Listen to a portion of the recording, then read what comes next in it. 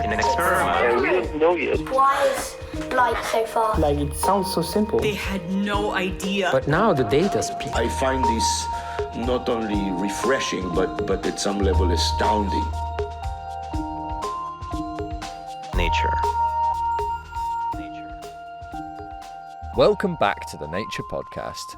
This week, quantum superposition gets supersized. And Trump 2.0 1 year in. I'm Benjamin Thompson. And I'm Nick Petrichow.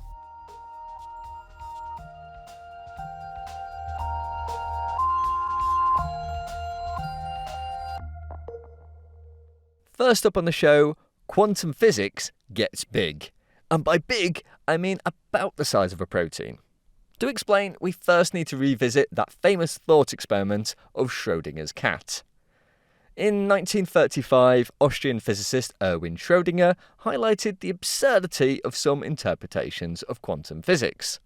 The theory says that, until you look at a quantum system, like an electron, it exists in a haze of possible positions. Only when measured does this superposition disappear, replaced with a single definite location.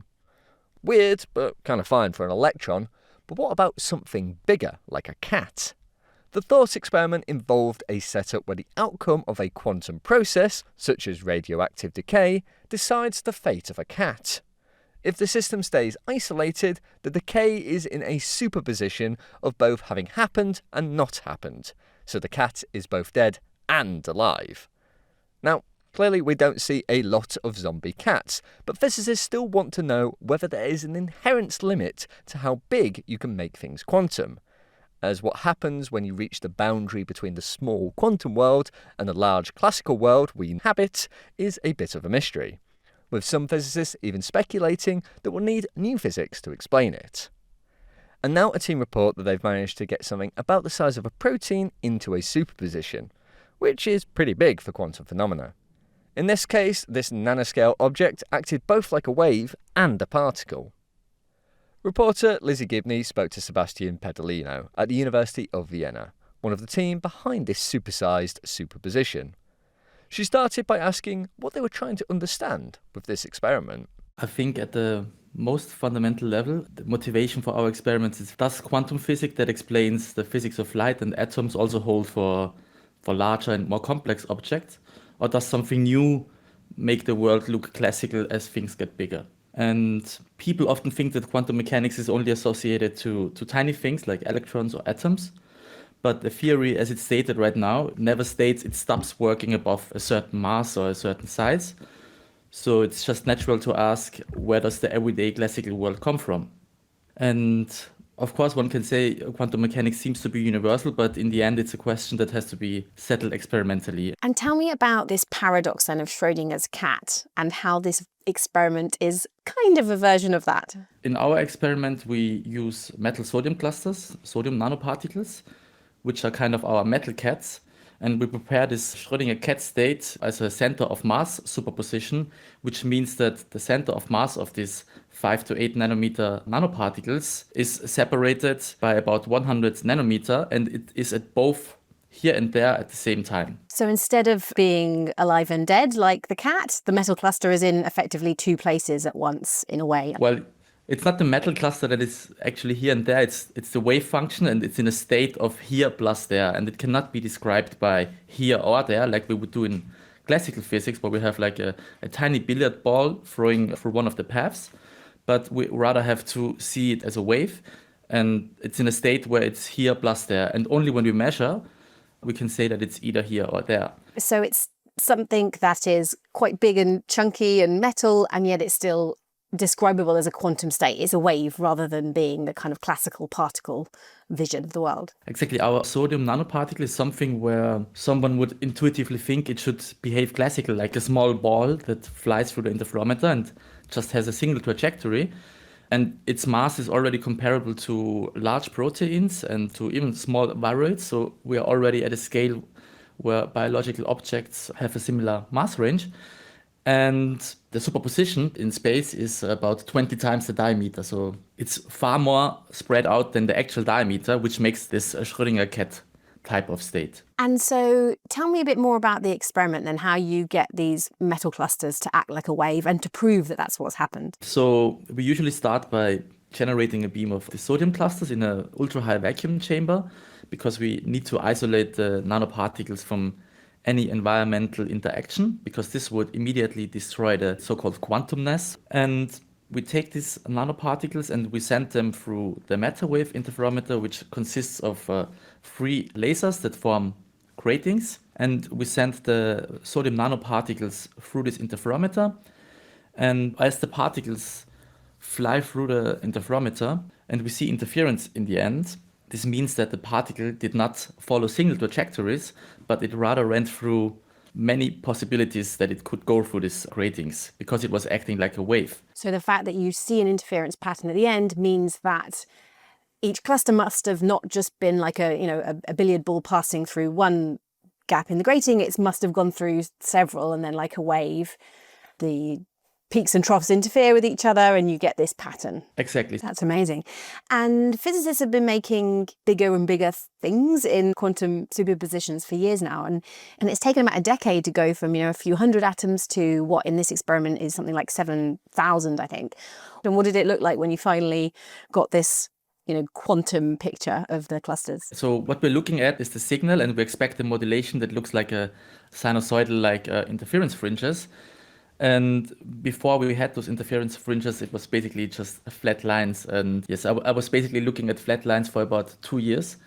And the problem is that a flat line doesn't tell you much. It does not tell you that quantum mechanics is not working.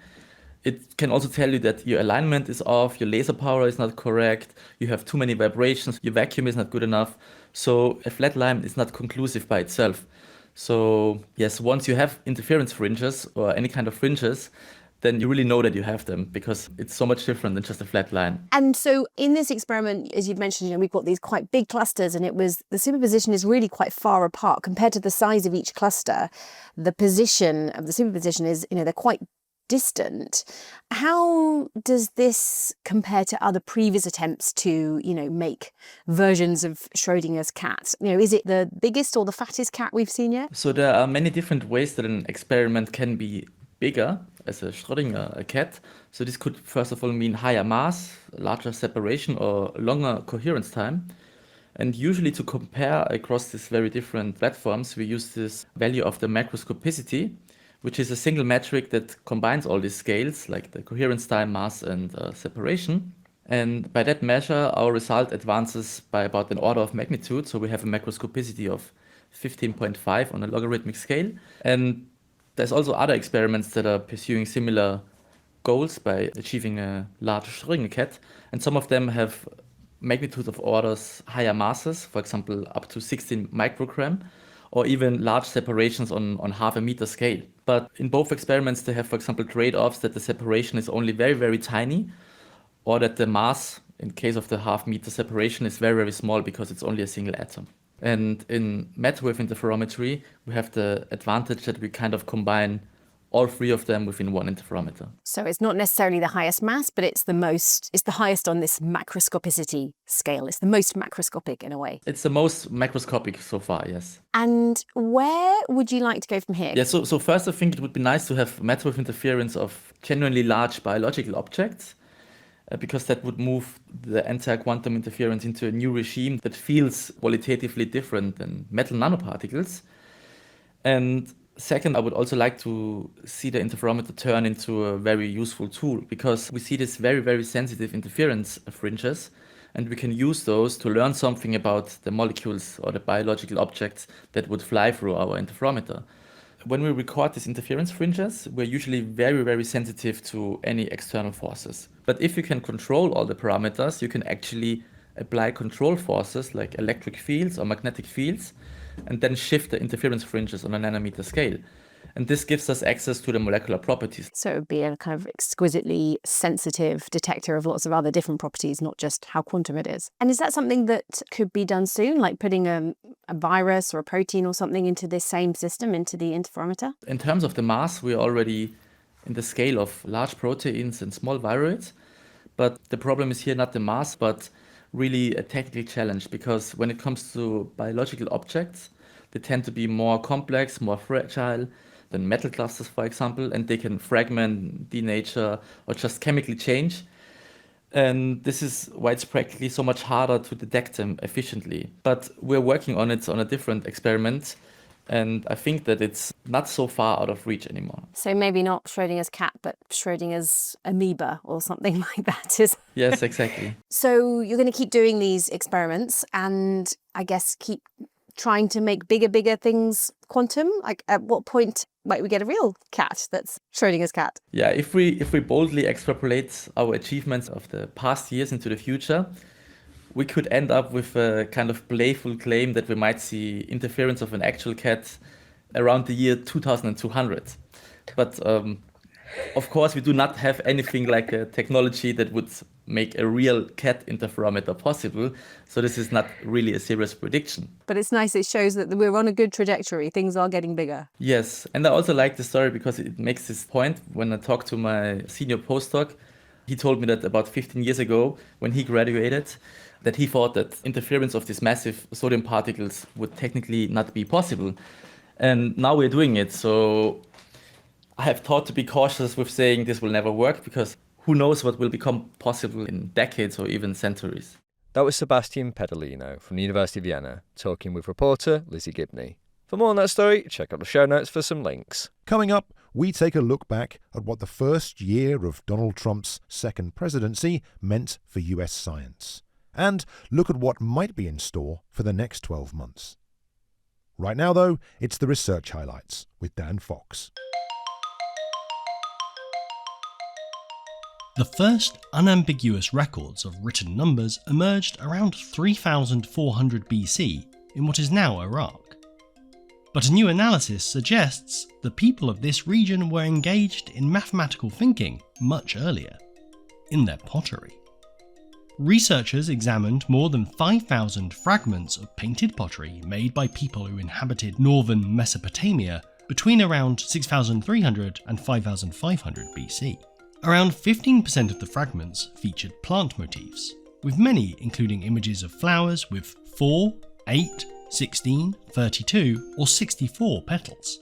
The authors say these patterns show a clear understanding of symmetry and spatial division long before written numbers came into use, a skill that probably helped with tasks such as sharing harvests or dividing communal fields. You can count on finding that research in the Journal of World Prehistory. If you have a pet dog, they might be paying more attention to your conversation than you realise. Typical family dogs can understand action words such as sit, but not words that describe objects, unless they're a gifted word learner, namely a dog that can remember labels for hundreds of things. Researchers investigating the gifted learner's abilities found these dogs could observe communications about a new toy between human family members, and when tasked with retrieving the plaything from among an assortment, could pick the correct one. Only a few animals, like bonobos and African grey parrots, have been taught to recognise objects through unique names. Learning words indirectly through watching human interactions is even harder, because it requires an animal to follow a person's gaze and, to some extent, understand their intentions. This resembles the abilities of infants at about 18 months, who can passively observe and overhear to learn words. You can fetch that research from Science.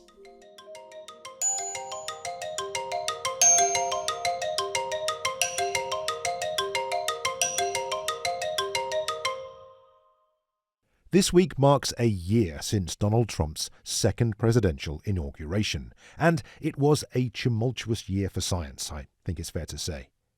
Joining me to take stock of what happened and maybe do a little bit of crystal ball gazing as to what might happen this year is my colleague Max Kozlov. Max, thanks for stopping by. Happy to be here. So Max, you and some of our colleagues then have been doing a deep dive looking backwards and forwards. Before we get into any specifics, what was the overall picture of the last year, would you say? It was a year unlike any other year in the U.S. science funding landscape, I think it's fair to say. Sometimes things would freeze and then unfreeze and then refreeze based on the courts weighing in on some of these policy decisions. There were terminations of grants, and that was something that we hadn't seen before. And I think there was a lot of confusion and worry that your own research project might be targeted next. And so I think people tried to keep their heads low and try to not catch the attention of the administration. Well, let's unpick a few of the things that happened over the past 12 months. Of course, science requires grant funding and researchers, and as you've alluded to there, the numbers of both in some cases were drastically reduced. Shall we start with grants? What are some of the top line numbers that your research threw up? Well, yeah, there were about 8,000 research grants that were either terminated or frozen this past year, and that's just something that never happened before. In speaking with NIH officials, they could count on one hand the number of grants that were terminated before this past year. And so our story, we really are documenting those 8,000 projects, what's been lost, what themes of research has been targeted, and how much money was lost or was wasted because of all this. And you and I have spoken before that it seems like some of these terminations have affected some areas of science and some institutions more than others. Yeah, there were a few institutions and topic areas for grants that were especially targeted. So on the institution front, institutions like Harvard, Columbia were disproportionately targeted by the administration because they claimed that they weren't meeting the mark for fighting anti-Semitism. And so there you saw across the board cuts at these institutions on anything from Alzheimer's and cancer research to infectious diseases research. It was all frozen until they resolved those claims. And then more broadly, separate from those institutions, there were certain topics across the board that were targeted. Those include what the administration calls DEI, or diversity, equity, and inclusion research. They never really defined this term, so it's really hard for me to say exactly what that means. But this covered research ranging from ways to diversify the scientific workforce to studying maybe why one minority group has a higher rate of this cancer than another one. Those kinds of projects were often terminated. And then one other big one I'll highlight here is infectious disease research broadly. This might be because the administration wants to move away from funding research about COVID-19 because it says that's a pandemic that we've moved on from, or it's also because the administration is quite hostile toward vaccine research. So there have been some big projects developing mRNA vaccines and other vaccine platforms that have been cut. And what has your analysis suggested is the kind of dollar value that has been lost then in terms of these grants being terminated or in some cases frozen, but then not unfrozen? So of these 8,000 or so grants that were canceled or suspended, courts have reinstated about half of them, about 4,000 of them. But it's unclear how many of those scientists actually got that funding. So if it's past the budget period, okay, sure, the funds are unfrozen or reinstated, but researchers can't actually withdraw them anymore. And it's not just as simple as turning off and on the lights again. You know, these are experiments that were sitting idle for months. And so sometimes researchers maybe moved out of academia or moved on to other projects. So the projects that were not reinstated, they amount to about $1.4 billion of lost funding. And that's obviously a staggering amount of money and a lot of grants that were cut. But your data shows that there are effects on new grants as well. Yes, and that's something that we saw both at the NSF and NIH, both of which issued about 25% fewer grants in 2025 compared with the average from the past 10 years. And that's because they used this new budgeting strategy where instead of giving money out 1 year at a time for 5 years, they gave all the money to certain awards in that first year as a lump sum. So what that means is there's less money to go around because they've spent it quickly on these grants, and that means that fewer people get funded. And that turns a competitive environment at the NIH and NSF into a really, really competitive environment because fewer people are getting funded. And speaking of people then, science of course doesn't work without scientists, many of whom were affected by actions taken over the last 12 months. Yeah, and we at Nature have conducted some polls of scientists asking how they feel about the current funding landscape in the US with all the policy changes happening, and we found a staggering amount that were considering leaving the US, packing up their lab, and trying to find jobs elsewhere. This is particularly true for international students and researchers. And that's kind of a forebearer of things to come, how many students actually want to come to the United States to study and to do their research. And international students are particularly worried for several reasons. One, seeing that there might be less funding to go around. But another big one is, of course, that the Trump administration has really cracked down on immigration of any kind, including skilled workers such as researchers. And we can already see that in the numbers. Looks like there was about a 17% drop in the number of international students enrolled this past year compared with the previous academic year. So quite stark across the board then. But here we are in a new year, the second year of Donald Trump's second presidency. And you've been looking forward at what might happen here as well. And there is something on the near horizon that really could set the tone for the next 12 months, and that's the upcoming federal budget and a lot of backwards and forwards on what science funding might look like. You've asked this question at an interesting time because we have in the United States about 2 weeks until the government shuts down again. And this is coming just a few months after the government shut down for the longest stretch in history. So it's possible this happens again. And right now, lawmakers on Capitol Hill are arguing and squaring away the last few bills that will hopefully come to a vote before this deadline. And some of the early signs hint that lawmakers are poised to reject some of the big cuts to science that the Trump administration had requested. I mean, we're talking about a 40% budget cut to the NIH. That's without precedent. It would amount to tens of billions of dollars. So we haven't seen the final bill language yet. They have until the end of the month before the government shuts down again. But there are early signs based on previous negotiations and previous kind of markups of the bills to come that the worst case scenario for scientific funding in the US will not come to pass this coming year. But I suppose even if it doesn't come to pass, given all you've spoken about before then, and potentially the hollowing out of institutions and folk leaving research or academia, will the fact that the money's come back fill the void of what has been lost? Look, I mean, funding is really important. Without funding, I mean, you can forget everything else. But what we've seen this past year is that the Trump administration is flexing its power in every single domain such that, okay, even if there's funds appropriated, they can choose who gets funded. And they're doing it in a way that prioritizes what the administration wants much more than in previous administrations, meaning the voice of scientists and career officials who have been at these agencies for decades is reduced compared with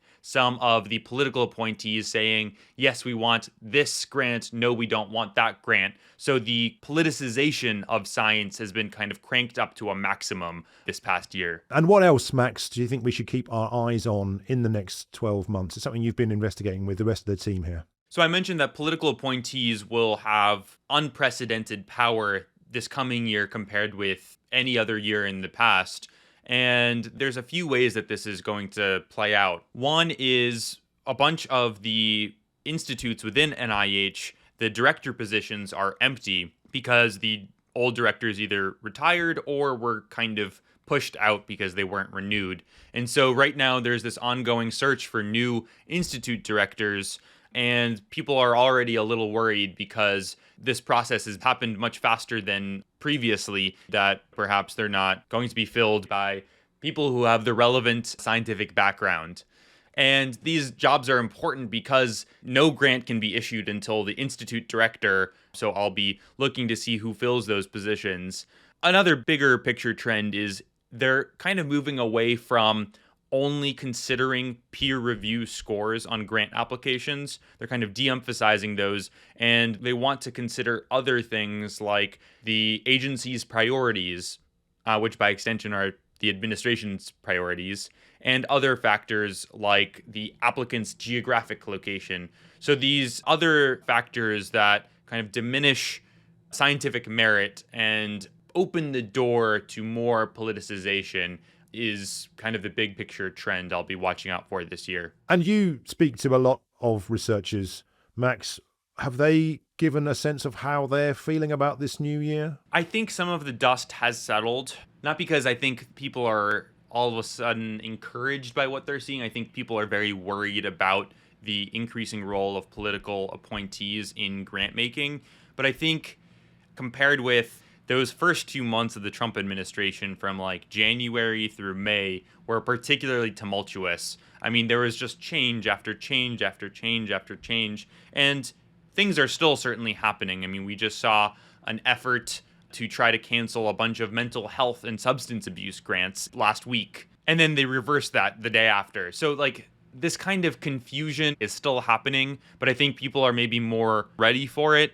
And I think the resistance to some of these changes is more well organized now. Well, Max Kozlov, as always, thank you so much for joining us to lay everything out so clearly. Max, thanks for being here. Thank you. Nature's Max Kozlov there. To read his and the rest of the team's analysis, look out for links in the show notes. That's it for this week's show. Don't forget to look out for the briefing show on Friday. That podcast will be on the same feed as the Wednesday show, so it should just appear in your podcast player of choice. In the meantime, you can reach out to us on social media. We're at Nature Podcast. I'm Benjamin Thompson. And I'm Nick Petrichow. Thanks for listening.